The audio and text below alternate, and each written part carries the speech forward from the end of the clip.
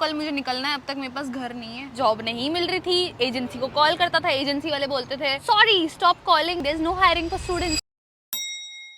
तो hello guys, welcome back to my channel. तो आज हमारे चैनल पे भाई एक स्टूडेंट आने वाले हैं जो कि खुद भी कंटेंट क्रिएशन जानते हैं। ये अकेले ही इंडिया से नहीं आए हैं, अपने साथ बहुत सारे स्टूडेंट साथ में लेके आए हैं। यस, मैं अपने फ्रेंड्स के साथ आई हूँ। हमने काफ़ी ज़्यादा प्लानिंग करके, सेम कंसल्टेंसी में होता है ना, तो काफ़ी ज़्यादा प्लान आउट करके गया है यहाँ पे। बट बहुत सी उल्टी पुल्टी चीज़ें हो गई, वो सब आपसे शेयर करना है। सो मेरा नाम मानवी गंगवानी है, योर बॉस गर्ल, और मैं चाहती हूँ कि जो रियलिस्टिक मेरे एक्सपीरियंसेस है वो आपको पता चले। तो सबसे पहला क्वेश्चन पूछते हैं कि आपको कितने दिन हुए हैं अभी कनाडा आए को? मैं 15 अगस्त को आई हूँ, आज 30 तारीख है, तो 15 दिन आज मुझे कट टू कट हो गए हैं। जितना मेरे को एक्सपीरियंस है, इतने दिनों में ना स्टूडेंट्स के वो हाई पॉइंट लो पॉइंट सारे आ जाते हैं। तो होम सिकनेस वगैरह हुई अभी आने के बाद? गाइज ऑनेस्टली मैं बताऊं, मुझे होम सिकनेस आज रक्षाबंधन है यहाँ पे, कल इंडिया में था, तो थोड़ा ऑब्वियसली मेरे पेरेंट्स भी सब रिलेटिव्स के पास थे, तो थोड़ा देख के ऑब्वियसली होता है आपको। बट मैंने खुद को बहुत मेंटली स्ट्रांग रखा है कि मुझे सोचना ही नहीं है मेरे सिटी के कंफर्ट के बारे में। वो सब अभी तक मुझे नहीं लगा है, क्योंकि मैं खुद को याद दिला के आई थी, मानवी तू यहाँ से क्यों निकल रही है। मेरा शहर थोड़ा छोटा है, वहाँ पे अपॉर्चुनिटीज नहीं थी। तो ये क्वेश्चन हम पूछेंगे अभी। सबसे पहले आप बताओ होम टाउन कहाँ से, मतलब? मैं नासिक से हूँ, मुंबई के पास में है ये। Okay. तो इवेंचुअली या तो मुझे मुंबई, पुणे, दिल्ली कहीं तो होना ही था शिफ्ट। तो आई वाज लाइक स्ट्रगल करना ही, तो थोड़ा बाहर ही चलते हैं। हाँ। तो अब मैडम से ना वही सवाल पूछते हैं जो आप सब भी पूछना चाहते हो कि जॉब की कंडीशन क्या लग रही है आपको? क्या एक्सपीरियंस हुआ कि जिस टाइम आप जॉब ढूंढने गए, स्टार्ट की या नहीं की जॉब हंटिंग?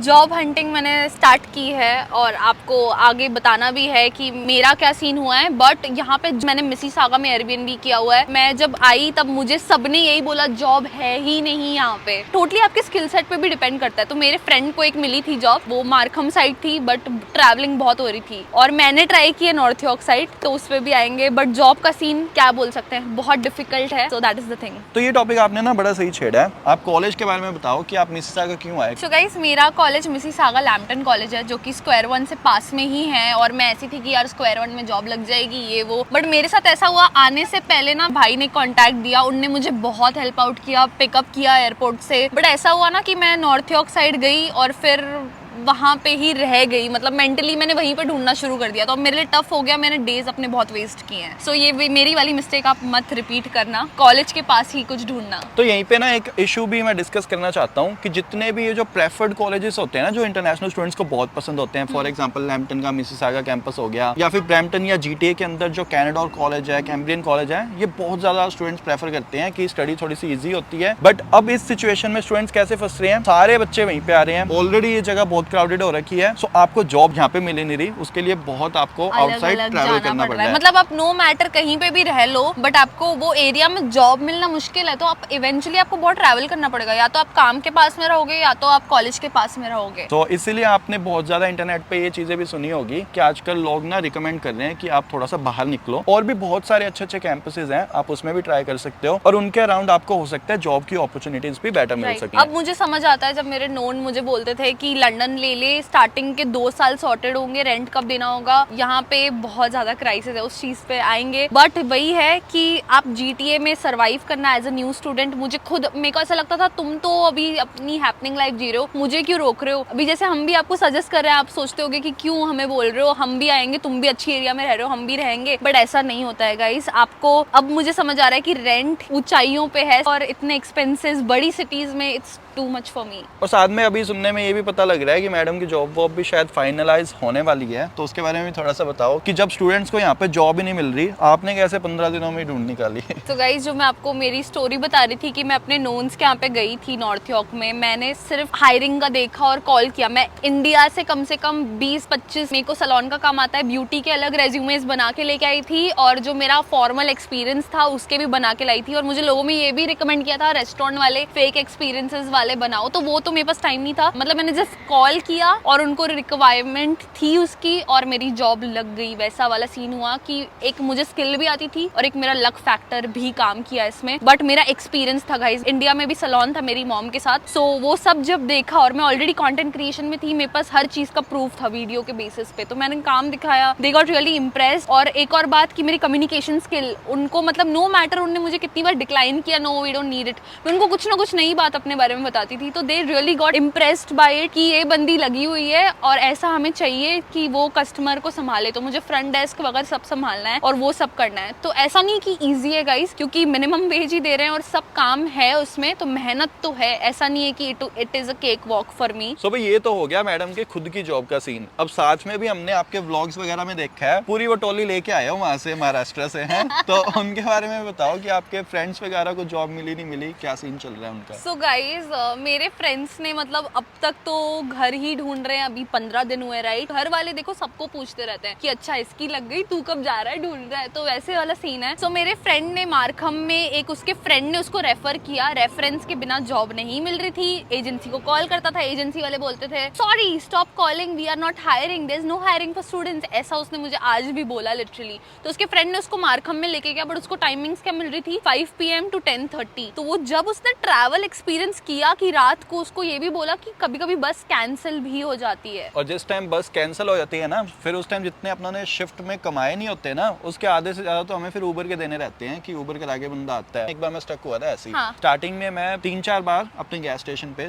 70 किलोमीटर दूर है, मैं बस पे या ट्रेन पे गया था। एक बार मैं वहाँ पे फंस गया। हाँ। तो उसके बाद मैंने जब उबर चेक करी कि हाँ। वहाँ से कितने की हो रही है, सो $105 की मेरी उबर हो रही थी वहाँ से। मतलब सो पूरे मेरी दिन शिफ्ट की दिहाड़ी की मेरी पैसे उड़ शिफ्ट गए। टैक्स कट के 105 ही मिलने थे और उतने की उबर थी। सो इसीलिए गाइस ये ट्रांसपोर्टेशन वाला भी बड़ा चक्कर रहता है यहाँ पे। अब भाई हम तो पहले से रेंट आउट करके बैठे हैं अपना घर, तो पुराने रेट के हिसाब से हम पे कर रहे हैं। बट अब नए स्टूडेंट्स को ना ये भी डराया जा रहा है कि यहाँ पे ना आने के बाद आपको बहुत महंगा रूम मिलने वाला है। तो रेंट प्राइसेस का भी थोड़ा सा आप बताओ क्या सीन चल रहा है इस टाइम? गाइस मैं जब इंडिया से आई थी ना, फ्रेंड्स के साथ आई थी, तो हमारा डिस्कशन होता था 450-500 से ज्यादा हमने देना ही नहीं है, हमारे पास बहुत दिन है, हम ढूंढ लेंगे। बट मैं सच्ची बता रही हूँ, आज 31 को कल मुझे निकलना है, अब तक मेरे पास घर नहीं है, सिर्फ नोन्स के यहाँ पे शायद से कुछ दिन रह लूंगी, बट कब तक रहूंगी आपको खुद नहीं अच्छा लगता।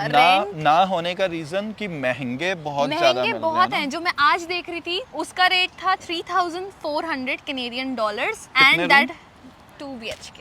2 BHK, एक छोटा रूम, एक थोड़ा बड़ा रूम और एक 3400। छोटा सा 3400। मतलब कि अगर आप 4 जने रहते हो, दो शेयरिंग में, ज्यादा अलाउड भी नहीं है, सिर्फ 4 ही। 4 चेक जने, करेंगे तो वो कितना रेंट बन रहा था फिर आपका? 800 अबव शेयरिंग में। यस शेयरिंग में। तो भाई थोड़ा सा हिसाब किताब से आना। अगर नॉर्थ आपको यॉर्क की एरिया की बात कर रही हूँ, बाकी मिसिसागा में भी देखा तो 3,800 से नीचे कुछ मुझे नहीं मिल रहा है फिलहाल। प्राइजेस जो आप सोच के आ रहे हो कि अरे मैं इतने में ढूंढ लूंगी, मे बी आपको मिल जाए, आप लकी हो, बट इतना मुझे लगता है जो लोग पहले लीज करके बैठे हैं उनका कम है, बट अभी जो आ रहे हैं न्यू लीज लेना मुश्किल है, बहुत महंगे हो रहे हैं क्योंकि इंटरेस्ट रेट्स बढ़ रखे हैं, घरों की जो EMI है ना वो बढ़ गई, तो उन्होंने फिर रेंट बढ़ा दिए। तो इस टाइम तो मैं यही सोच रही हूँ कि मेरी कुछ सेविंग्स जो मैं सोच के आई थी मैं करूंगी, मैं बहुत कंजूसी करूंगी और मैं बचा लूंगी, तो वैसा कुछ होने नहीं वाला है शायद से। रेंट ले जाएगा और this is the reality, you have to just accept it. जैसे कि मैंने ऑडियंस को बता रखा है, हमें भी शायद लात लगने वाली है अपने पुराने घर से। सो अभी हम दे रहे हैं $2,400 या फिर $2,500 के अराउंड महीने का। बहुत सही है वो। और वही घर जब न्यू ओनर आके आगे रेंट आउट करेगा वो लगभग 3,300 के अराउंड करने वाला है मिनिमम। और शायद आपकी बातों से मेरे को लग रहा है वो 3,500 भी मांग सकता है, कोई बड़ी बात नहीं है। बट आप, मैं इतना बोलना चाहूंगी, आप तो भी सेटल्ड हो, बट एक स्टूडेंट को इतना आते ही देना जेब से, वो भी जब जॉब लगे नहीं लगे उतने फिर भी देना, इट्स टू मच।